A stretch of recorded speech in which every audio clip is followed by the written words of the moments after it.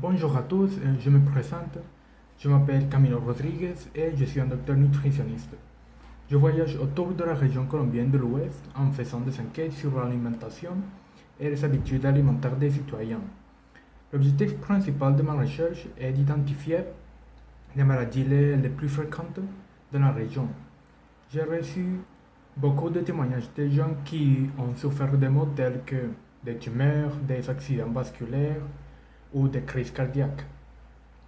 Voici le témoignage de deux personnes qui habitent à Cali et à Quibdó et ses conseils personnels.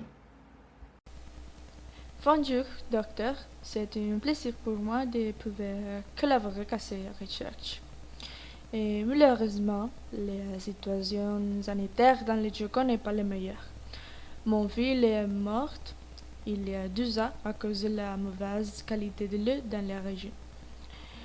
Et mon fils a eu un problème de stomac et c'est la cause d'un manque d'hydratation. Il est mort à l'hôpital. C'est pour ça que je recommande aux habitants du Yukon de donner à leurs enfants une alimentation riche en vitamines. Les oranges, les raisins et les pêches peuvent l'aider à rester fort et hydraté. Évitez de leur donner des sucreries ou de la nourriture de roux. Cela pourrait être un facteur de risque pour tout être malade. Merci. Je m'appelle Luisa Fernanda López Martínez. Mon père Rodrigo et moi souffrons d'une maladie pulmonaire due au niveau élevé de pollution dans la ville. Les niveaux élevés de pollution atmosphérique augmenteront les risques de cancers pulmonaires. Et cette maladie silencieuse a commencé quand j'avais 10 ans. Aussi, mon mauvais régime alimentaire a aidé cette maladie à se développer parce que je n'aimais pas manger des légumes et je n'aimais pas faire de l'exercice. Aujourd'hui, je me sens un peu mieux grâce au fait que j'ai changé ma façon de manger. Si vous avez une maladie pulmonaire, je vous recommande de consommer ces aliments. Mangez des légumes tous les jours, buvez 2 litres d'eau tous les jours. Et vous ne devez pas manger les sucres ou des fast-food. Merci.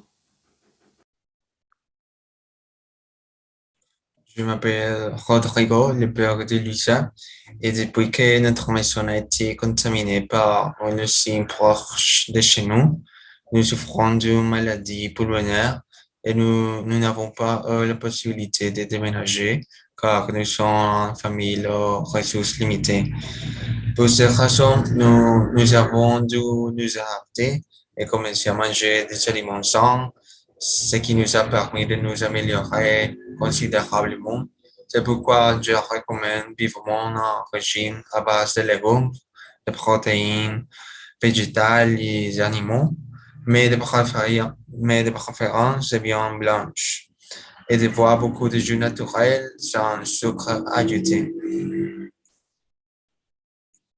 Alors, en écoutant ces gens et leurs témoignages, j'ai aussi quelques conseils à leur donner.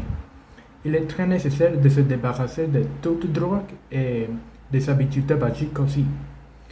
Faites de l'exercice physique au moins 1 heure par jour et assurez-vous d'établir 1 heure spécifique pour dormir, préférablement 8 à 10 heures. Rappelons-nous que la santé mentale et la santé physique sont liées.